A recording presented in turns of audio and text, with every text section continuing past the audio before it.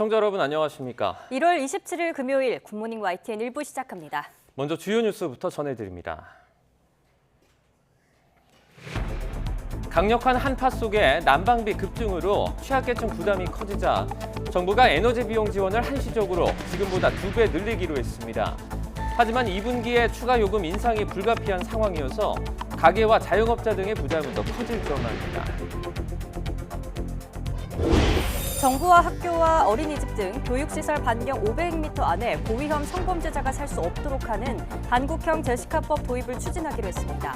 다만 거주 이전의 자유가 과도하게 침해되지 않도록 대상은 13살 미만을 대상으로 한 성범죄자 등 고위험군으로 한정하기로 했습니다. 수시로 대마를 피우거나 사고판, 재벌가 3세와 연예인, 전직 경찰청장 아들 등이 무더기로 검찰에 적발됐습니다. 이들 가운데 일부는 미성년 자녀가 있는 집에서 대마를 재배하거나 심지어 임신 중인 아내와 함께 태교 여행을 다니며 대마를 피우기도 했습니다. 지난해 4분기 미국 경제 성장률이 2.9%를 기록해 시장 예상치를 소폭 상회한 거로 나타났습니다. 경기 침체 우려로 미국 기업의 정리 해고가 잇따르고 있지만 지난주 신규 실업수당 청구는 18만 6천 건으로 지난해 4월 이후 가장 낮은 거로 집계됐습니다. 계속된 가뭄으로 농업용소 확보에 비상이 걸렸습니다. 바닥을 드러낸 저수지를 채우기 위해 수십 킬로미터 떨어져 있는 강물까지 끌어오는 등 안간힘을 쓰고 있습니다. 현장 취재했습니다. 잠시 주춤했던 한파가 다시 찾아오면서 오늘 아침 서울 기온이 영하 9도, 내일은 영하 12도까지 떨어지겠습니다. 서해안과 제주도 산간 지역에는 최고 10cm의 눈이 내릴 거로 보입니다.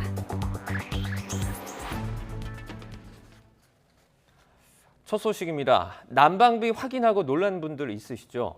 올겨울 난방비 급등이 현실화하며 정부를 향한 아우성이 커지자 대통령실이 긴급 브리핑을 열고 취약계층 지원 방안을 발표했습니다. 에너지 바우처 지원금과 가스요금 할인폭을 2배 확대하기로 했습니다. 박소정 기자입니다. 대통령실에서 예정에 없던 난방비 관련 긴급 브리핑에 나섰습니다. 겨울 취약계층 난방비 지원 확대를 위해 에너지 바우처 지원 확대와 가스공사의 가스요금 할인을 대폭 확대하기로 하였습니다. 구체적으로 기초생활수급 가구 등 117만여 가구에 에너지 바우처 지원금을 15만 2천 원에서 30만 4천 원으로 올리고 사회적 배려 대상 160만 가구에는 가스요금 할인폭을 2배로 늘려 최대 7만 2천 원까지 확대한다는 내용입니다.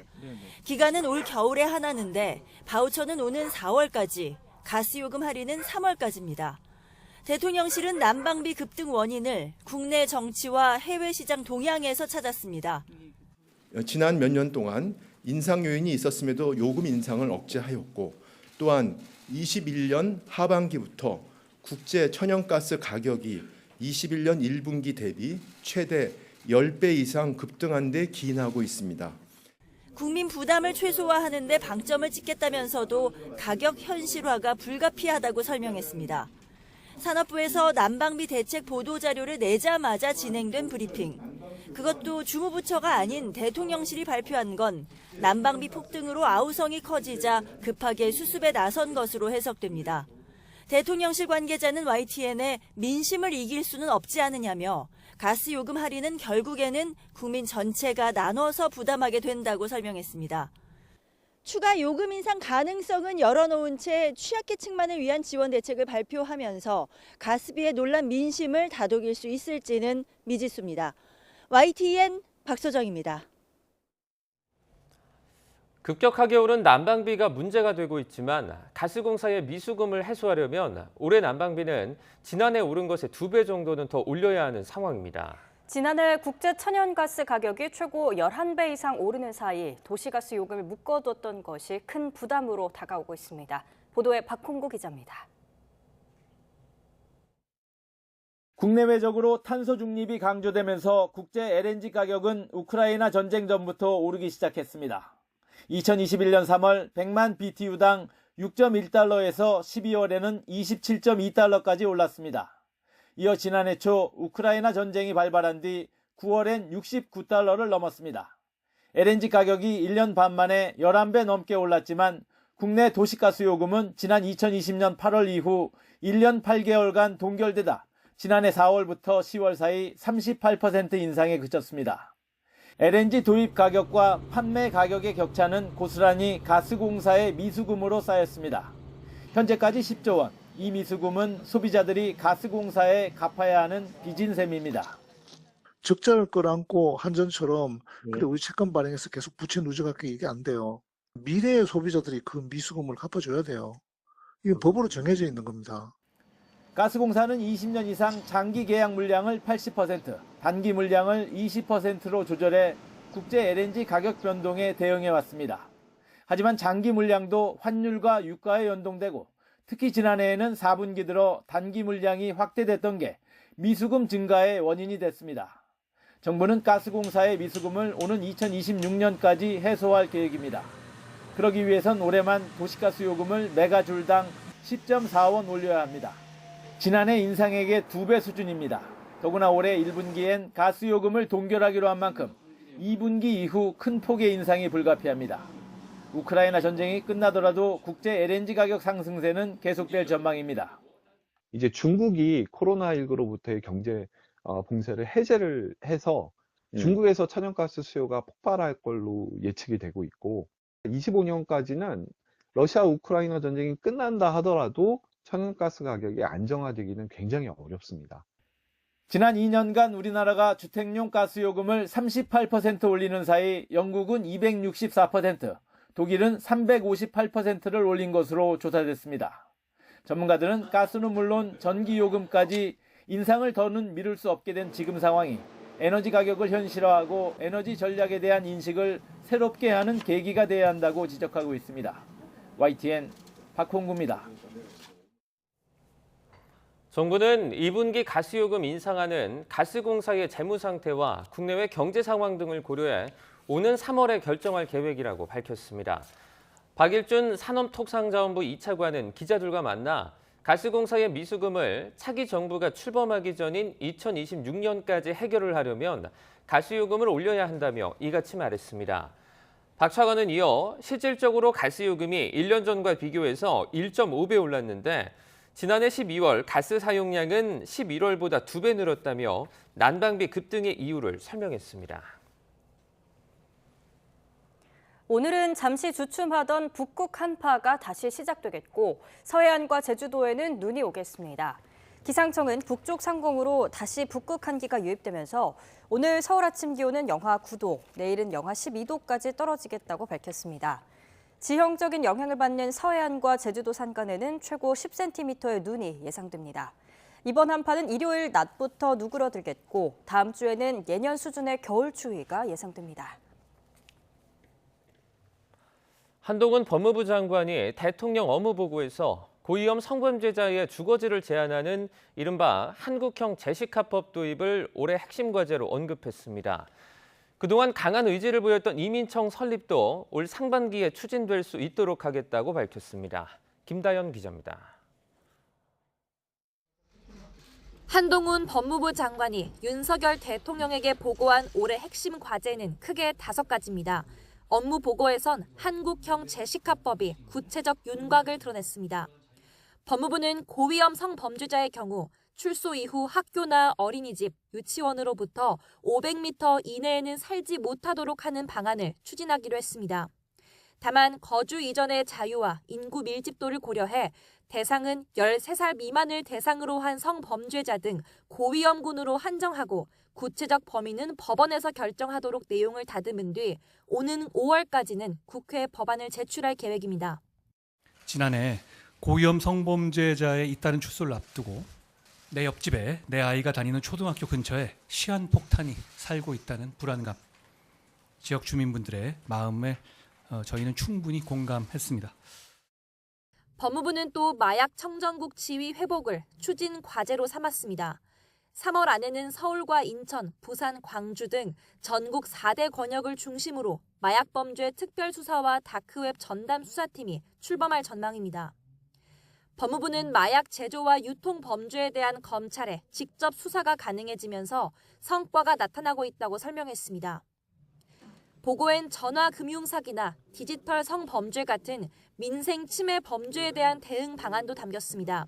특히 최근 들어 피해가 늘고 있는 전세 사기의 경우 앞서 입법 예고된 대로 집주인의 체납 정보 공개 의무를 강화하고 임차권 등기 절차를 간소화하는 내용의 법 개정이 추진될 예정입니다. 그동안 부처별로 흩어져 있던 외국인 정책을 통합 관리하기 위한 관제탑 신설도 속도가 날 거로 보입니다. 법무부는 올 상반기 이른바 출입국 이민관리청이 설치되면 예산 낭비 예방과 함께 신속한 정책 결정이 이뤄질 거로 기대하고 있습니다. 여기에 현재 41만 명에 달하는 불법 체류 외국인을 5년 안에 절반 수준으로 줄이기 위한 체류 질서 확립도 과제로 내걸었습니다. 반법치 행위에 대한 강력 대응 의지도 보고 내용에 담겼습니다. 법무부는 사건 처리 기준을 강화해 국가 경제와 국민 불편을 볼모로 한 불법 집단 행동이나 공사 방해 같은 조폭식 행위에 대해선 엄정 대응하겠다고 밝혔습니다. 65년 만에 민법도 전면 손보기로 했습니다. 민법이 개정되면 개인을 특정할 수 있는 이름이나 얼굴, 목소리를 상업적으로 이용할 수 있는 권리인 이른바 퍼블리시티권이 명문화될 전망입니다. 법무부는 또 검경 수사권 조정 이후 생긴 경찰의 보안 수사 사건 처리 지연 문제를 해결하기 위해 수사 준칙 정비에 대한 협의도 이어나가기로 했습니다. YTN 김다연입니다.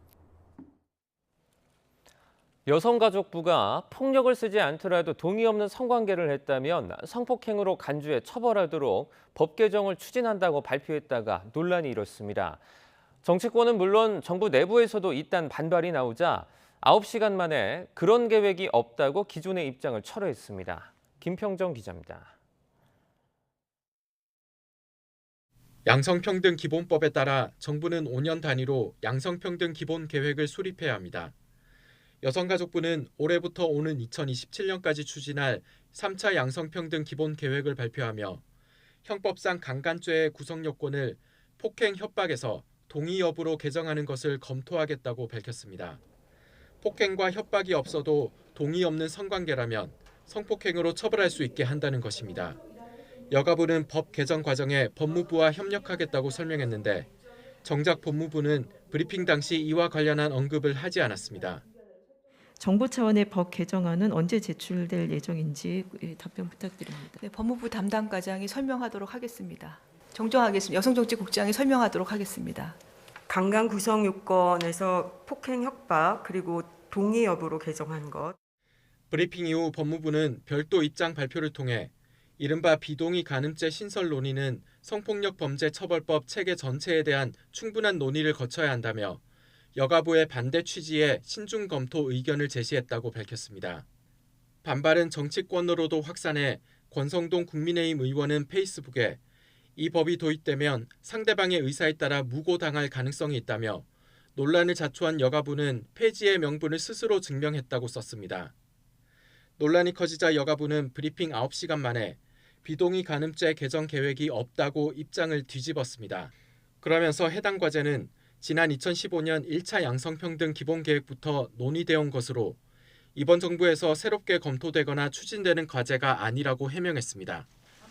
동의 여부로 성폭행을 판단하자는 논의는 2018년 안희정 전 충남지사 사건을 계기로 활발히 진행됐지만 법 개정에는 이르지 못했습니다. 아직도 사회적 공감대가 제대로 이뤄지지 않은 사안을 정부 부처 간 조율도 제대로 하지 않고 발표해 혼란은 물론 갈등까지 부추겼다는 비판을 피하기 어려워 보입니다. YTN 김평정입니다. 지난 2021년 기준 국가 성평등 지수는 75.4점으로 1년 전보다 소폭 상승한 것으로 나타났습니다. 여성가족부는 양성평등 기본법에 따라 국가의 양성평등 수준을 파악하고 정책의 추진 방향을 수립하기 위해 실시한 조사에서 2021년 국가 성평등 지수는 75.4점으로 2020년보다 0.5점 상승했다고 밝혔습니다.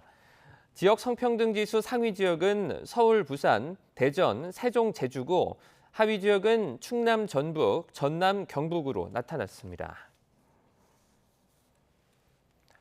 정부는 해마다 전국 공공기관들 청렴도를 조사하는데요. 560여 곳의 지난해 성적표가 어제 공개됐습니다. 최고 1에서 최하 5까지 등급이 매겨지는데 대장동 개발 특혜 의혹이 불거진 성남도시개발공사가 5등급을 받았고 이른바 3대 사정기관도 낙제점을 받았습니다. 이승배 기자입니다. 코로나19 발병에 매일 브리핑을 하고 방역관리에 고군분투했던 질병관리청. 지난해 청렴도 성적표는 가장 높은 1등급이었습니다. 통계청과 국무조정실, 개인정보보호위원회 역시 최고점을 받았습니다. 반면 3대 사정기관으로 꼽히는 검찰청과 경찰청, 국세청, 그리고 국토부와 산자부, 행안부, 외교부 등 주요 중앙부처는 4등급에 그쳤습니다. 만년 하위권을 맴돌던 금융감독원은 올해엔 작년보다 2단계 뛰어올라 역대 최고인 2등급을 받았습니다. 공기업에선 부산항만공사와 한국남동발전, 국민건강보험공단, 신용보증기금 등이 1등급, 대장동 개발 특혜 의혹이 불거진 성남도시개발공사는 최하 성적인 5등급이었습니다. 광역자치단체 가운데선 경남과 경북, 광주광역시, 전남, 제주가 2등급을 받아서 웃었고 상위권이던 울산은 최하위로 떨어졌습니다. 병원도 희비가 엇갈렸습니다. 서울대 치과병원과 서울대병원이 유일하게 1등과 꼴찌로 분류돼 극과 극의 성적표를 받았습니다. 대학은 부경대와 울산과기원, 충북대, 한국교통대가 최고 등급을, 강릉 원주대와 한국체대는 5등급을 받았습니다. 국민권익위원회가 이처럼 전국 공공기관 청렴도를 조사해 발표한 건 지난 2002년부터입니다. 해당 기관 직원과 국민에게 설문조사를 하고 부패 사건이 발생하면 감점하는 식으로 산정했는데 올해부터는 부패를 막으려 얼마나 노력했는지까지 점수에 반영했습니다. 종합청렴도의 평가 결과는 기재부에서 평가하는 공공기관 경영평가와 상임감사평가에 반영이 됩니다.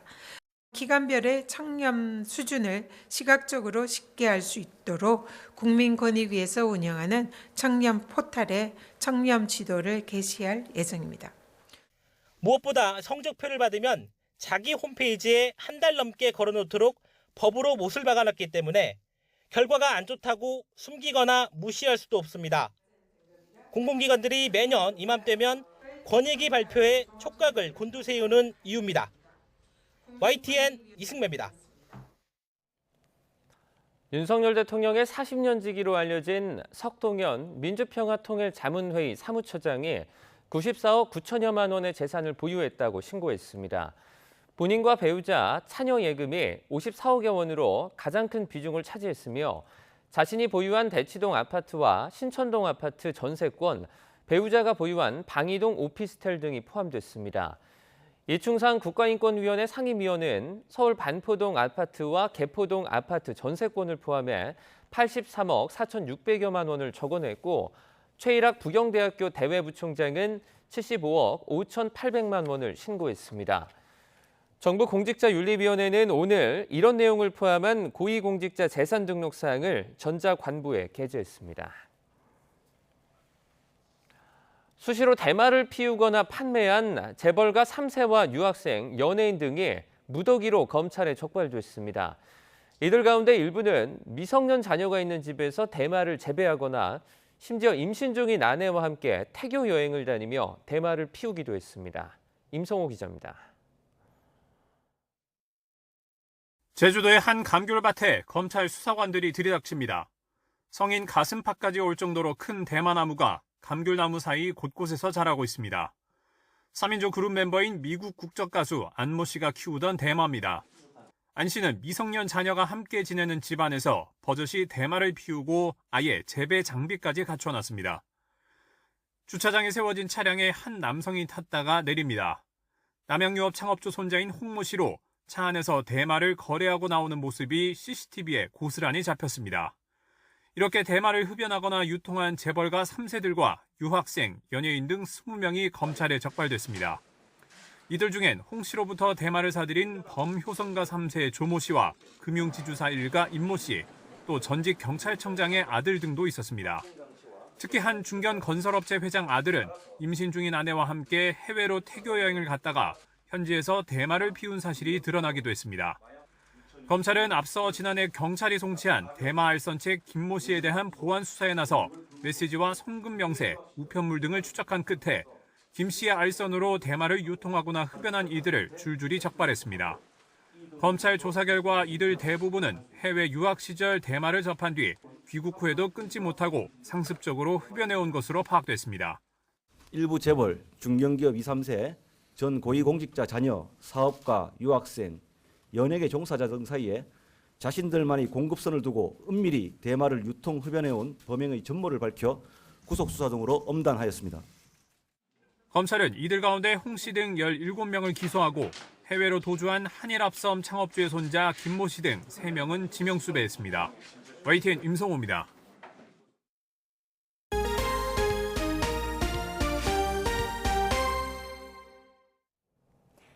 미국 상무부는 지난해 4분기 국내 총생산 GDP 증가율이 연율 2.9%로 집계됐다고 밝혔습니다. 월스트리트 저널이 집계한 전문가 전망치 2.8%를 소폭 상회한 결과인데요. 이로써 지난해 미국 경제는 1, 2분기 마이너스 성장을 딛고 3, 4분기 연속 플러스 성장을 이뤄냈습니다. 2022년 연간 GDP는 전년보다 2.1% 증가한 거로 집계됐다고 상무부는 밝혔습니다. 경기 침체 우려로 미국 기업들의 정리해고가 잇따르고 있지만 고용시장은 여전히 수요가 공급을 초과하는 거로 나타났습니다. 미국 노동부가 발표한 지난주 신규 실업수당 청구 건수는 전주보다 6천 건 감소한 18만 6천 건으로 지난해 4월 이후 가장 낮은 수치를 기록했습니다. 월스트리트 저널이 집계한 전문가 전망치는 15,000건 증가할 거로 내다봤지만 실제로는 반대 방향으로 움직인 거로 고용시장은 여전히 탄탄한 거로 나타났습니다. 러시아가 미국과 독일 등 서방 진영의 우크라이나 탱크 지원 결정에 대해서 강력히 반발하고 있습니다. 극초음속 미사일까지 동원해 우크라이나 곳곳에 공습을 퍼부었고 서방의 탱크를 모조리 파괴하겠다며 극도로 예민하게 반응했습니다. 보도에 이상순 기자입니다. 우크라이나 수도 키이우의 한 마을이 현지 시간 26일 아침 러시아의 공습으로 쑥대밭이 됐습니다. Получилось это как раз взрыв волна и до их достало. Вони відкриті були. У нас хоч защита якась була машини, ми не пострадали, а їм вони на відкритій волні. 키이우 인근 다른 마을에도 러시아의 미사일이 떨어져 민가가 박살났습니다.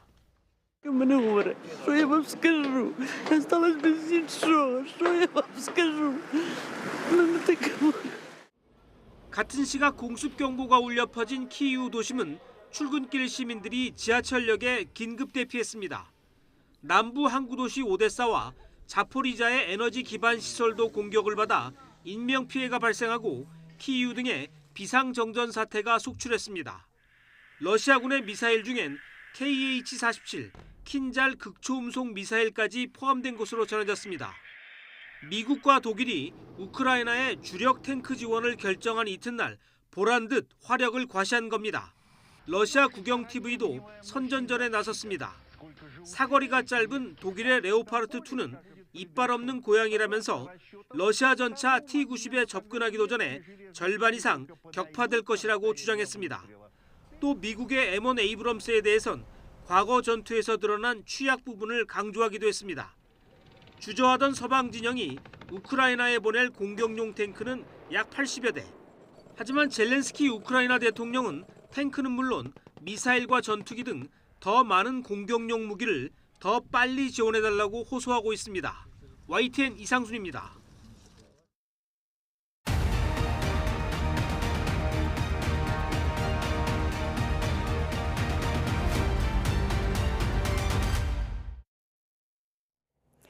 계속된 가뭄으로 호남 지역의 농업용수 확보에 비상이 걸렸습니다.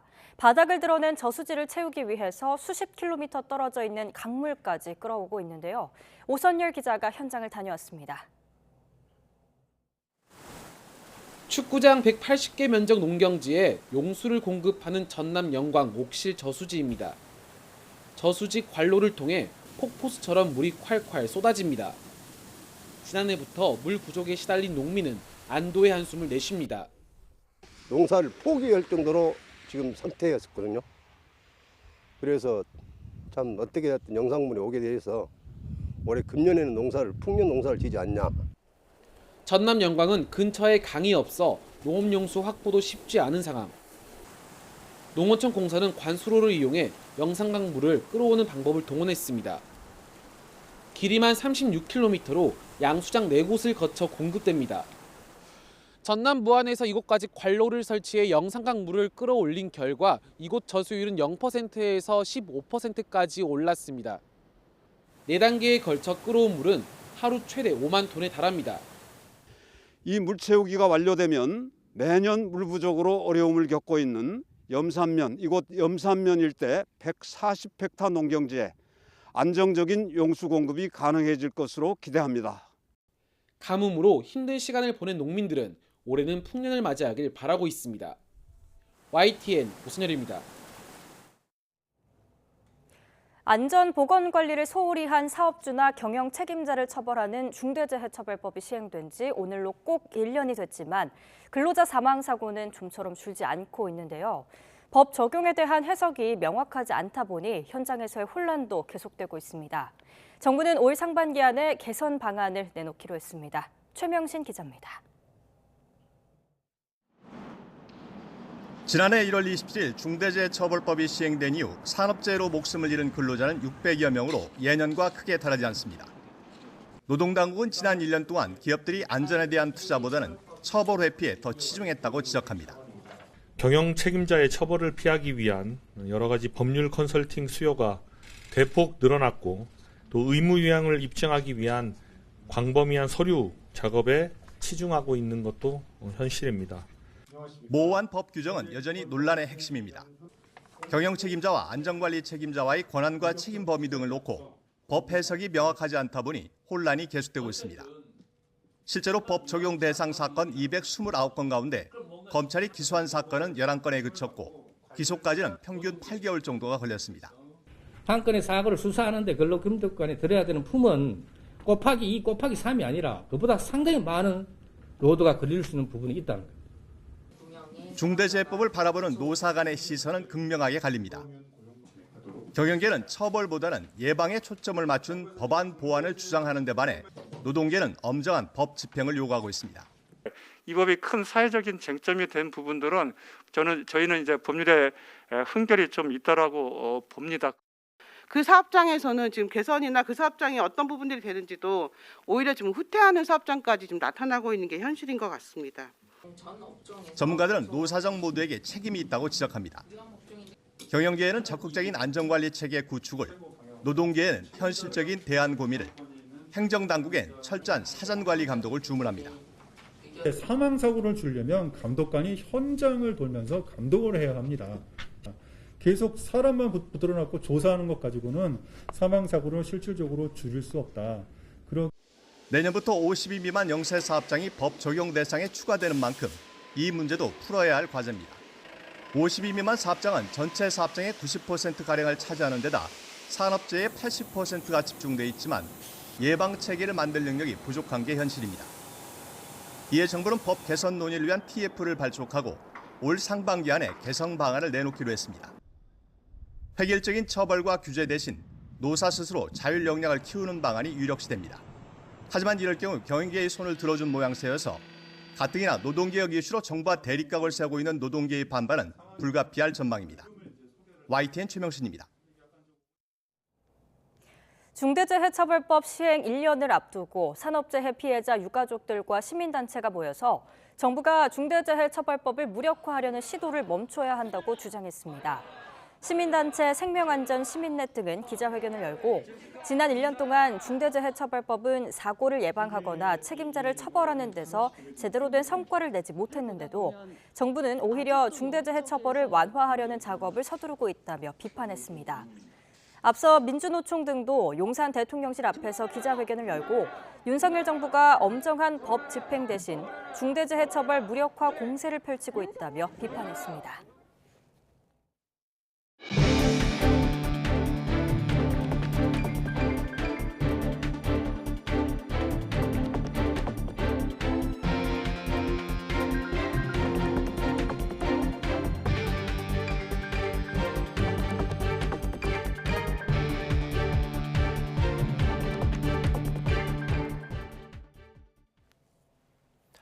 이른바 난방비 폭탄으로 인한 취약계층의 부담을 덜어주기 위해 정부가 에너지 바우처 지원과 가스요금 할인을 올겨울에 한해 2배 늘리기로 했습니다. 대통령실의 긴급 브리핑 내용 직접 들어보겠습니다. 에너지 바우처는 생계, 의료, 주거, 교육급여, 기초생활수급 가구 중 노인, 질환자 등 더위, 추위 민감 계층 117만 6천 가구에 대해 올해 겨울 한시적으로 지원 금액을 15만 2천 원에서 30만 4천 원으로 2배 인상하기로 하였습니다. 사회적 배려 대상자 모두 160만 가구입니다. 이분들에 대한 요금 할인 폭을 올해 겨울에 한해 9천 원에서 3만 6천 원 할인해서 18,000원에서 7만 2천 원으로 2배 확대하기로 하였습니다. 최근 난방비가 크게 오른 이유는 지난 몇 년 동안 인상 요인이 있었음에도 요금 인상을 억제하였고, 또한 21년 하반기부터 국제 천연가스 가격이 21년 1분기 대비 최대 10배 이상 급등한 데 기인하고 있습니다.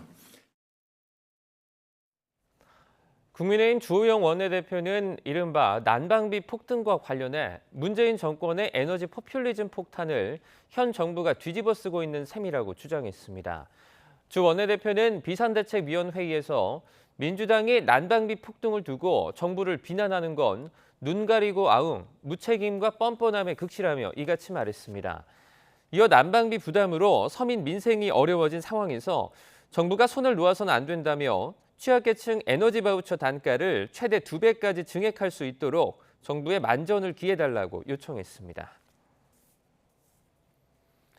더불어민주당 이재명 대표는 최근 급등한 난방비 문제와 관련해 국민들에게 7.2조 원 규모의 에너지 고물가 지원금을 지급할 것을 정부와 여당에 제안했습니다.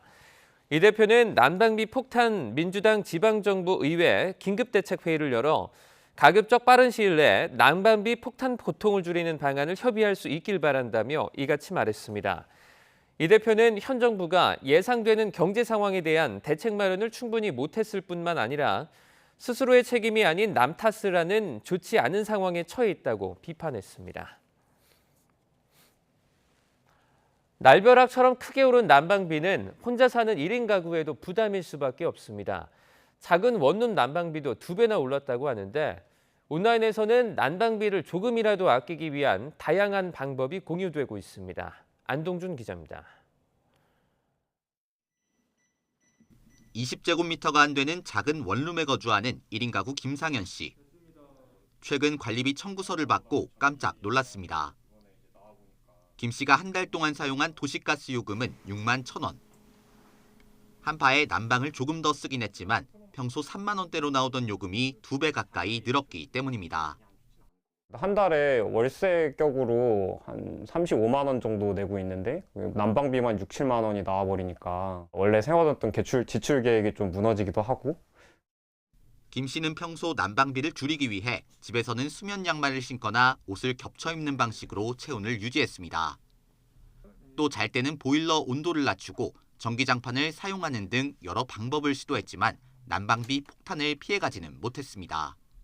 난방비를 줄이려고 노력은 해봐야겠지만 다른 지출을 줄이는 게 뭐 거의 유일한 방법이지 않나 그런 생각을 하고 있어요.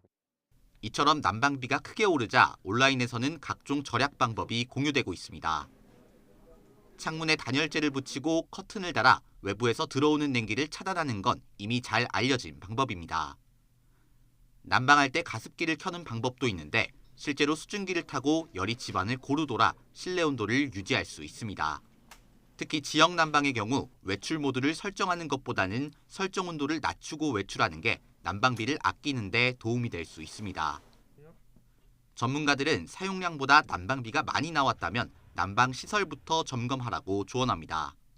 그 에너지 효율이 문제가 없는가 그거를 점검을 한번 해보는 게 일단은 중요하고 자기가 사용량을 컨트롤할 수 있게 하는 게 필요하다. 각종 물가 상승에 예상치 못한 난방비 폭탄까지. 각자의 절약 방식으로 유독 추운 이번 겨울을 힘겹게 나고 있습니다. YTN 안동준입니다. 윤석열 대통령이 국민의힘 지도부와 오찬을 진행했습니다. 공교롭게도 나경원 전 의원의 전당대회 불출마 선언 다음 날 열렸는데요. 관련 언급은 하지 않은 채 3월 전당대회에 꼭 참석하겠다고 말했습니다. 박서경 기자입니다. 윤석열 대통령이 정진석 비상대책위원장과 주호영 원내대표, 성일종 정책위의장 등 국민의힘 지도부와 용산 대통령실에서 오찬을 했습니다. 윤 대통령은 이 자리에서 3.8 전당대회 진행 상황을 들었고 여당 지도부의 전당대회 참석 요청에 화답했습니다. 우리 많은 당원들이 모이고 또 거기 전당대회라고 하는 좋은 축제이니까 가서 꼭 참석하시겠다라는 인사를 하시겠다라고 하는 약속을 해주셨고요.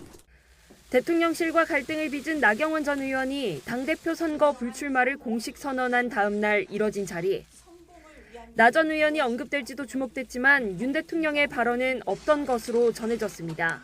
나경원 전 의원 같은 경우에는 언급이 따로 있으셨는지? 전혀 언급이 없었던 걸로 압니다. 대신 UAE 스위스 순방에서의 막전 막후를 여당 지도부에게 공개했습니다. 윤 대통령은 많으면 150억 달러를 기대했는데 정상회담에서 300억 달러 투자가 결정됐고 UAE 측에서 구체적 계획을 우리에게 맡겨 대통령실과 경제부총리 등을 중심으로 TF를 만들어 준비하고 있다고 설명했습니다. 윤 대통령은 특히 UAE 대통령이 투자는 이제 시작이라고 말했다는 점에 주목했습니다. 아울러 민간기업 간 투자도 7조 5천억 원 정도 있었다며 스마트 농업을 하는 청년이 그 자리에서 150억 원을 투자받은 일화도 소개했습니다. 이 밖에 대공수사권 경찰 이관에 대한 재검토, 최근 난방비 상승을 둘러싼 민생 문제 등 현안 관련 이야기를 나누며 공감대를 형성했습니다. 윤 대통령과 여당 지도부와의 회동은 지난해 11월 한남동 관저만찬 이후 2달 만입니다. 윤 대통령 취임 이후 이처럼 여당 지도부와의 만남은 꾸준하게 이뤄졌지만 야당과의 회동은 아직 한 차례도 없습니다. YTN 박서경입니다. 나경원 전 의원의 불출마로 국민의힘 전당대회가 김기현 의원과 안철수 의원의 양강 구도로 굳어지면서 두 사람의 신경전도 격화하고 있습니다. 국민의힘은 오는 31일 본경선에 참여할 후보를 확정짓기 위한 컷오프 규모와 방식을 확정할 방침인데요. 몇 명이 또 누가 오를지도 관심이 쏠립니다. 정유진 기자입니다. 국민의힘 김기현 의원은 라디오 방송에 출연해 안철수 의원을 겨냥해 직격탄을 날렸습니다. 공천 공포정치라는 비판에 그야말로 적반하장이라면서 대선에 나가려는 사람에게 낙하산 공천을 하는 사례가 더 많다고 반박했습니다.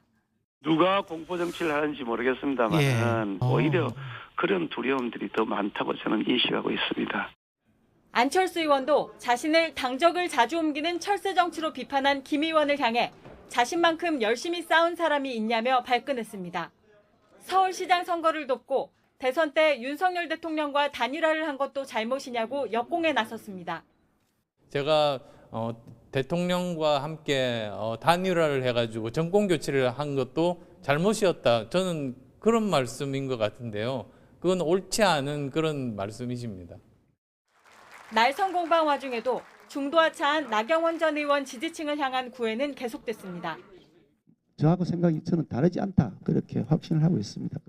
여러 가지 제가 드릴 말씀보다는 우선은 말씀을 듣고 싶습니다. 국민의힘 선관위는 후보자 난립을 막기 위해 오는 31일 본경선에 나갈 당대표 후보를 결정하는 컷오프 규모와 방식을 결정하기로 했습니다. 3명이나 4명이 본선에 진출할 것으로 보이는데 최근 여론조사를 보면 김기현, 안철수 의원 외 유승민 전 의원이 유력합니다. 하지만 유 전 의원이 불출마할 경우 황교안 전 자유한국당 대표와 윤상현 의원, 조경태 의원이 남은 한두 자리를 두고 경합을 벌일 것으로 예상됩니다. YTN 정유진입니다. 더불어민주당 이재명 대표가 내일 검찰 출석을 앞두고 지지 기반인 호남 지역을 찾아 새 결집에 집중했습니다. 그간 수없는 공격과 음해에도 사필 규정을 믿는다며 자신감을 드러냈는데 국민의힘은 야당 대표직 자체가 특권이라며 사퇴를 압박했습니다. 김승환 기자입니다. 전북 지역 민생 투어에 나선 더불어민주당 이재명 대표가 예정이 없던 현장 연설에 나섰습니다.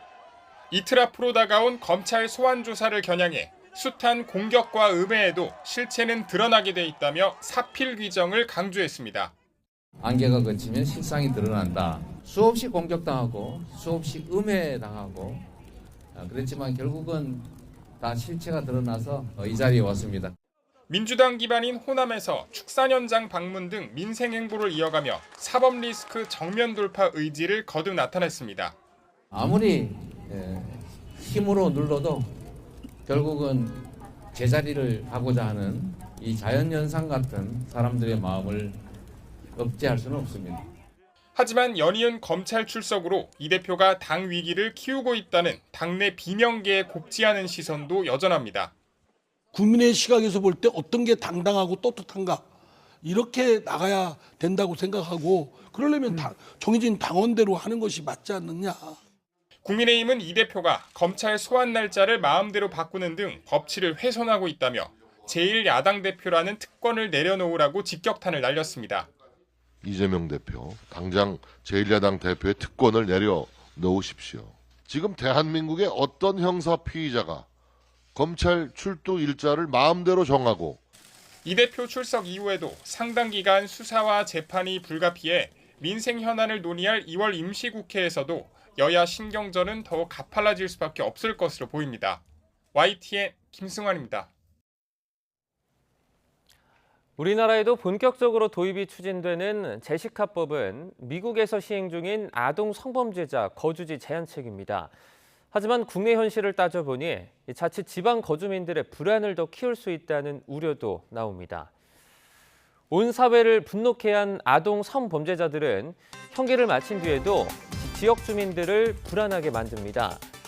조두순, 김근식 등이 출소를 앞뒀을 땐 거주지 주변에서 대대적인 반대 시위가 벌어지기도 했습니다.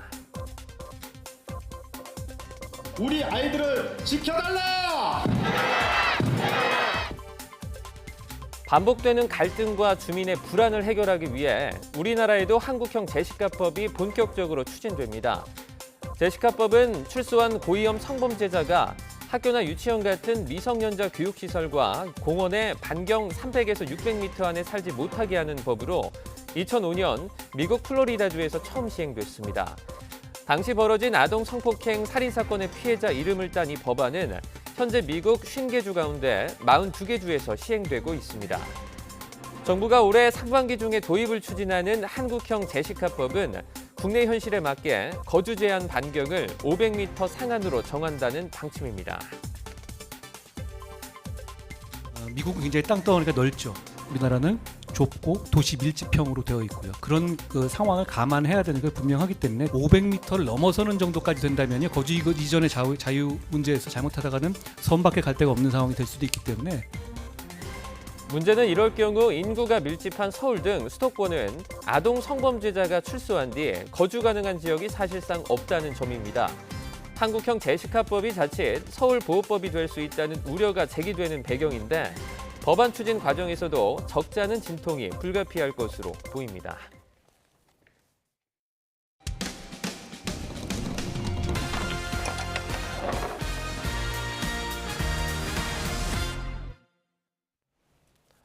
정부는 전통시장에서 사용할 수 있는 온누리 상품권 이용을 활성화하기 위해 17억 원 규모의 복권 이벤트를 실시하고 있습니다. 원래는 지난해 12월부터 경품을 지급할 계획이었는데 예산 편성이 삐걱대며 당첨금 지급이 계속 미뤄지고 있습니다. 제보는 Y 윤성훈 기자의 보도입니다. 전통시장에서 현금처럼 쓰면서 할인 혜택도 받을 수 있는 온누리 상품권. 최근에 모바일 앱에서 충전하는 방식이 새로 도입됐습니다. 정부는 지난해 11월부터 올해 1월까지 모바일 앱으로 상품권을 사용하면 추첨을 거쳐 상품권을 다시 충전해주는 소비복권 이벤트도 시작했습니다. 만원부터 최대 100만 원까지 모두 5,120명에게 17억 원어치를 나눠주는 큰 행사입니다. 상품권 홈페이지에는 지난해 12월 중순 이후 차례대로 경품을 지급한다는 공지도 뚜렷합니다. 그러나 아직 경품을 받은 사람은 아무도 없습니다. 행사 첫 달인 11월 말 뽑힌 1회차 당첨자들조차 당첨금이 충전되기를 기다리는 상황입니다. 저희가 최초로 통보받은 게 11월 30일 통보받았어요. 맨 처음에 지급 안내는 12월 중순이라고 안내를 했거든요. 지금도 못 받고 있네요. 국가에서 하는 사업이지만 그건 좀 잘못된 것 같잖아요. 심지어 1등과 2등, 3등은 병품 액수의 22%, 많게는 22만 원을 제세 공과금으로 완납하고 정작 당첨금은 손에 쥐어보지도 못했습니다. 받은 건 정부 예산 편성 일정으로 당첨금 지급이 지연될 예정이라는 안내 문자가 전부입니다. 이에 대해 정부는 우선 1등부터 3등까지 당첨자에게서 제세 공과금 납부 동의를 받는 데 시간이 걸렸고 형평성 차원에서 4등과 5등에게도 한꺼번에 당첨금을 주려다 보니 지난해 잡아둔 예산을 집행하지 못한 채 해를 넘기며 문제가 발생했다고 인정했습니다. 결국 온누리 상품권 발행 예산을 올해 다시 편성해야 해서 현재 절차를 밟고 있다는 설명입니다. 정책적인 행정적인 준비가 조금 미흡했던 걸로 보여지네요. 그런 걸 충분히 예상해서 지급 기한이라든지 이런 거에 대해서 꼼꼼히 챙겨봤어야 되는데. 정부는 예산 재편성을 얼른 마무리하고 당첨금도 조속히 지급될 수 있도록 하겠다고 밝혔습니다. 그러나 이미 당첨된 사람들에게도 약속을 지키지 못한 가운데 5회차부터 마지막 7회차까지 앞으로 당첨될 이들에게는 언제 당첨금을 줄 수 있을지는 불투명합니다. YTN 윤성훈입니다. 미리 보는 오늘입니다. 교육부가 학교 내 마스크 착용 세부 지침을 일선 학교에 안내합니다. 실내 마스크 착용 의무가 오는 30일부터 권고로 전환됨에 따라서 코로나19 발생 이후 약 3년 만에 교실에서도 마스크를 벗을 수 있게 될 전망입니다. 조희연 서울시 교육감에 대한 1심 판결이 오늘 나옵니다. 서울중앙지방법원은 오늘 오후 선고 공판을 진행하는데요. 조 교육감은 지난 2018년 서울시 교육청이 전국 교직원 노동조합 출신 해직 교사 등 5명을 부당하게 채용하게 한 혐의로 기소됐습니다. 종합편성채널 TV조선의 재승인 심사 과정에 부당하게 개입한 혐의로 구속된 방송통신위원회 간부가 구속이 합당한지 다시 판단해달라며 법원에 적부심을 청구했습니다. 서울 북부지방법원은 오늘 오전 당사자를 불러서 신문을 하기로 했는데요. 차 과장은 2020년 종편 재승인 심사 당시 TV조선의 최종 평가 점수가 재승인 기준을 넘기자 심사위원에게 점수표 수정을 요구한 혐의로 지난 11일 구속됐습니다. 지금까지 미리 보는 오늘이었습니다.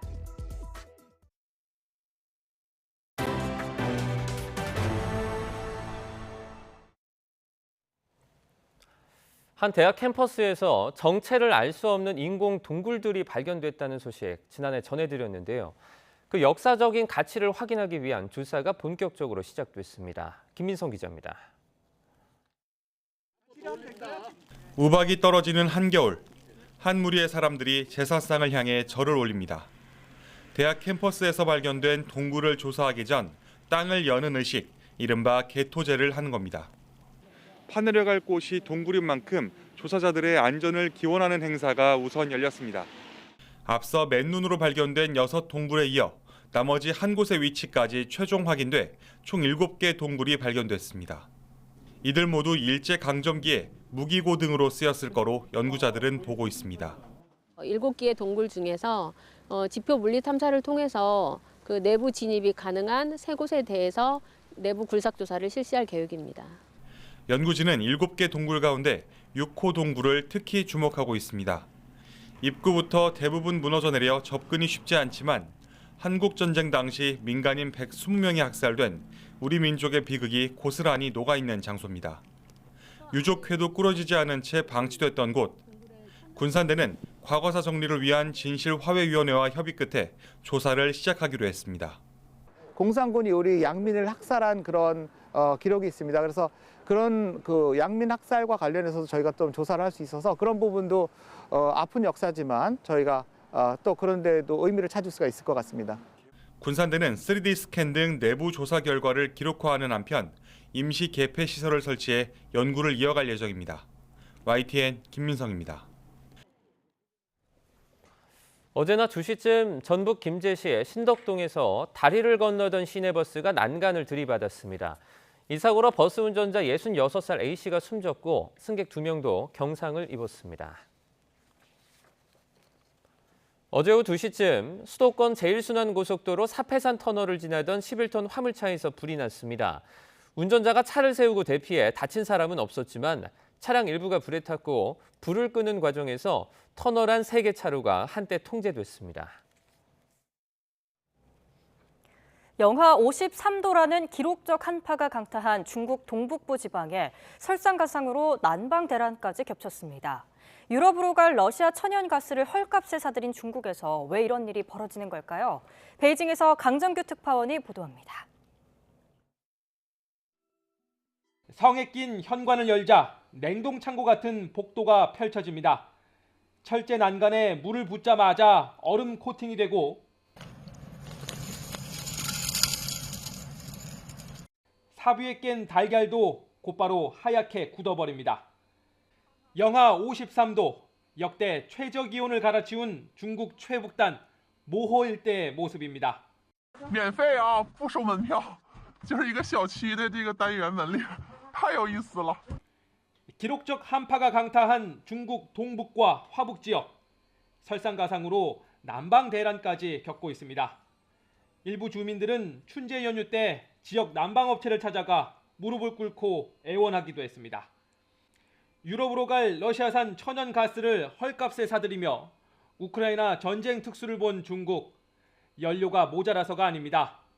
제로 코로나 3년 재정 적자에 시달려온 지방정부가 가정용 난방 보조금을 끊으면서 벌어진 일입니다. 산업용 가스는 이윤을 남길 수 있는 반면 가정용은 오히려 손해를 보기 때문에 민영화된 지역 난방업체들이 공급을 꺼리는 겁니다. 이미 춘제 연휴 이전부터 불거진 문제였습니다.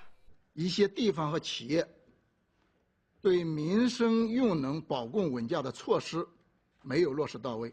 더구나 최근엔 대기오염을 이유로 석탄도 떼지 못하게 하면서 중국 농촌 지역은 여느 때보다 추운 춘제 연휴를 보내고 있습니다. 베이징에서 YTN 강정규입니다. 남극에서 영국 런던 크기만한 빙산이 바다로 떨어져 나왔다고 CNN이 영국 남극연구소 보고서를 인용해 보도했습니다. 분리된 빙산의 크기는 1,550제곱킬로미터로 런던시의 면적과 맞먹는 규모인데요.